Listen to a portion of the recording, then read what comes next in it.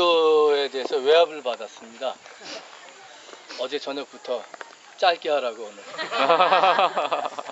제 가족이. 그럼 오늘 아침에 오니까 어느 여집사님은 설교 시간까지 정해줬습니다. 목사님 짧게 하시라고. 김미경 집사님 어디 계세요? 짧게 하라고 시간까지. 몇 분입니까? 15분. 아, 긴데? 엄마야 끝내셔야죠. 알았어요. 오늘은 제가 지일학교 학생들한테 칭찬을 받고 싶어요. 짧게 해서. 온 교우들이 오랜만에 이렇게 자연 속에 나와서 함께 예배를 드리니 참 좋습니다. 결실의 계절 가을을 맞이해서 하나님께서 창조하신 자연 속에서 함께 예배를 드리고 신앙이 깊어지는 오늘 하루가 되기를 바랍니다. 오늘 저는 주어진 성서 일과 중에서 특별히 빌립보서를 중심으로 여러분과 함께 말씀을 나누도록 하겠습니다. 빌립보서는 바울이 감옥에서 쓴 편지입니다. 바울이 이 편지를 쓴 것은 무엇보다도 자기의 형편을 교회에게 보고하고 특별히 빌립보 교인들에게 감사를 표한 것이었습니다. 그런데 4장에 넘어와서는 이상한 말씀을 합니다. 감사의 내용을 넘어서 권면하는 내용으로 이어집니다. 그것은 빌립보 교회 내 당시에 두 여인이 있었는데 유오디아와 순두계라는 여인이 화해치 못하고 갈등에 있었던 것에 마음이 아파해서 권면하는 내용이었습니다. 그런데 이 유오디아와 순두계 이 사람은 교회에서 아주 열심히 했습니다. 바울과 그 바울의 동력자들을 도왔고 바울에 의하면 생명책에 기록될 만큼 열심히 있는 사람이었습니다. 그렇기 때문에 그들은 교회의 주변부에 있었던 사람들이 아니고 오늘 우리식으로 얘기하면 굉장히 지도적인 역할에 있었고 오피니언 리더들이었습니다. 그렇기 때문에 이 두 여인이 심각한 갈등에 있었던 것은 전체적으로 볼 때 교회의 단결을 해야 하는 공동체의 위험한 일이었기 때문에 사도 바울은 두 여인에 대해서 지도자들에 대해서 한 마음이 되라. 주 안에서 한 마음이 되십시오라는 권면을 하고 있습니다.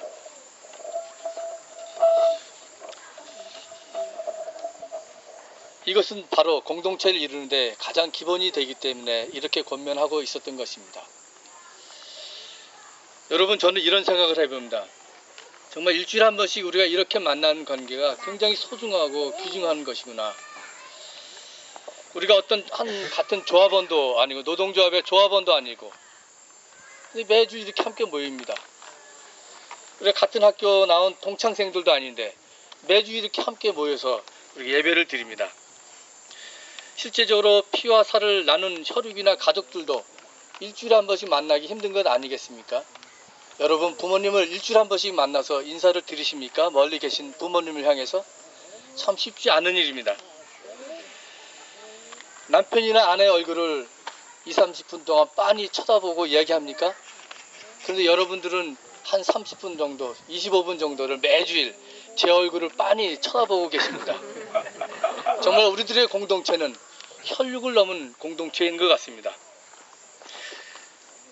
이러한 만남은 신앙으로 가능한 것입니다.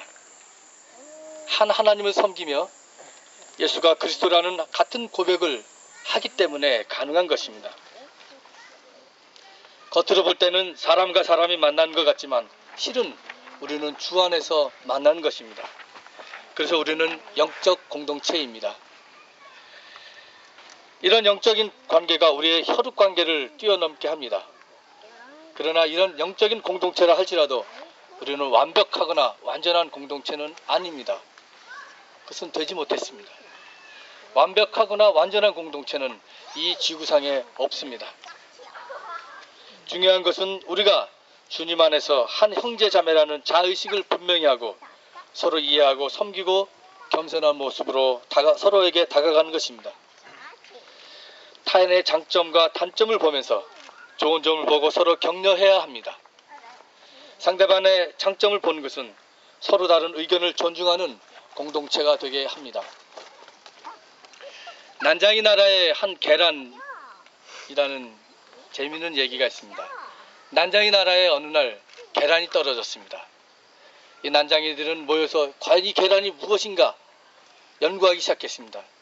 의학자들이 모였고 식품공학학자들이 모여서 이것이 도대체 무엇인가 예, 먹을 수 있는 것인가 뭔가 뭐 염려하고 연구했습니다. 결론은 먹을 수 있는 거구나.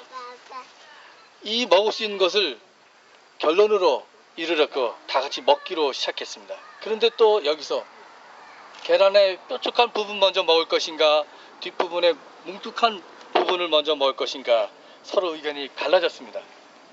그래서 급기야는 깃발 들고 두 그룹이 나눠져서 싸웠다고 하는 이야기가 있습니다. 똑같은 계란, 먹을 수 있는 계란을 앞에서 먼저 먹을 것인가 뒤에서 먼저 먹을 것인가 의견이 나눠졌다는 것입니다. 우리는 주님 안에서 같은 마음을 가지고 서로를 섬겨야 되는 그러한 영적인 공동체의 멤버들입니다. 두 번째, 기뻐하고 관용하라는 것입니다. 바울은 기뻐하라고 했습니다. 신자와 신자들의 공동체를 향해서 기뻐하라고 했습니다. 그런데 그냥 기뻐하라는 것이 아니라 항상 기뻐하라고 했습니다. 항상 기뻐하라는 것은 일시적인 기분에 좌우되는 것은 아닙니다. 항상 기뻐하라는 것은 어떠한 처지나 상황 속에서 기뻐함을 의미합니다. 우리는 교회에서 봉사하는 일을 통해서 기뻐할 수 있습니다. 성경 공부를 하면서 삶과 신앙을 나누면서 기뻐할 수 있습니다. 설교를 들으면서 기뻐할 수 있습니다. 가족 간의 식사를 함께 나누면서 외식을 하면서 기뻐할 수 있습니다. 친구들과의 우정을 돈독히 하면서 기뻐할 수 있습니다. 정의와 평화를 위해서 함께 손잡고 일하며 기뻐할 수 있습니다. 이러한 다양한 기쁨의 모습은 남이 기뻐하는 모습을 인정하며 자신이 진정으로 기뻐하는 일을 찾게 합니다.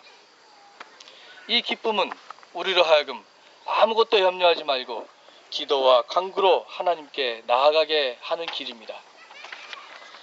감사와 간구, 이것은 세상을 향한 영적 공동체의 모습입니다. 그래서 기도하며 실천하는 영적 공동체는 참된 것, 경건한 것, 옳은 것, 순결한 것, 사랑스러운 것, 명예로운 것, 덕이된 것, 칭찬하는 것들만을 생각하게 됩니다. 이러한 공동체야말로 예수님처럼 예수께서 보라 내가 세상을 이겨노라 하신 것처럼 우리도 세상을 이길 수 있는 영적인 공동체가 될 수 있는 것입니다. 이 평화의 공동체가 될 때 비로소 세상과 자연과 함께 어울려 사는 더 큰 평화의 공동체를 향해서 나갈 수 있습니다.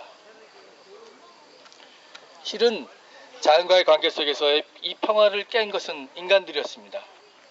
인간들의 끊임없는 탐욕 때문에 자연은 파괴되었고 이제 자연뿐만 아니라 인간 존재 자체도 위협을 받게 되었습니다.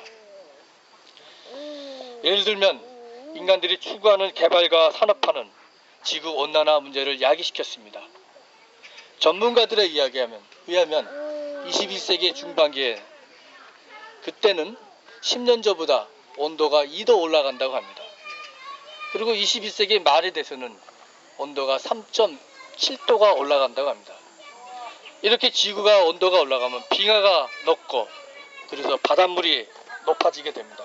그래서 인도양이나 남태평양에는 수많은 작은 섬들이 수몰되게 되어 있습니다. 이 섬에 살고 있는 사람들은 50년 내지 100년 이내에 다 죽게 되고 섬이 사라지게 되는 것입니다.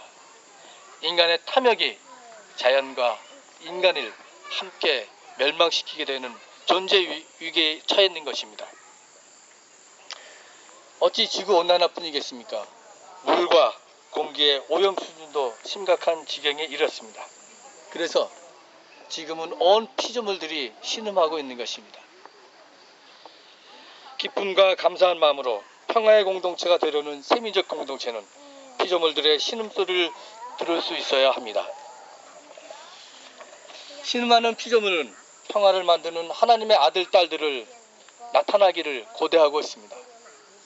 사람 사이의 평화, 자연과의 평화, 하나님 나라의 총체적인 평화를 위해서 일하는 세민적 공동체가 되어야 하겠습니다. 여러분, 주님 안에서 같은 마음을 품고 서로 기뻐하고 관용을 보입시다. 아무 염려하지 않고 기도와 간구로 우리가 바라는 것을 감사한 마음으로 하나님께 아뢰읍시다. 은총의 하나님은 사람이 미처 깨닫지 못하는 사람의 헤아림을 뛰어넘는 그 놀라운 평화를 우리에게 주실 것입니다. 그러므로 만물을 새롭게 하시는 창조주 하나님, 역사의 하나님 안에서 세민족 교우 우리 모두는 같은 마음을 품은 기쁨과 감사의 사람, 그리고 기도의 사람, 평화의 사람이 되어야 하겠습니다.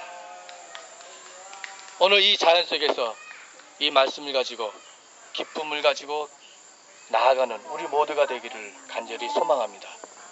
말씀 가지고 잠시 묵상하시겠습니다.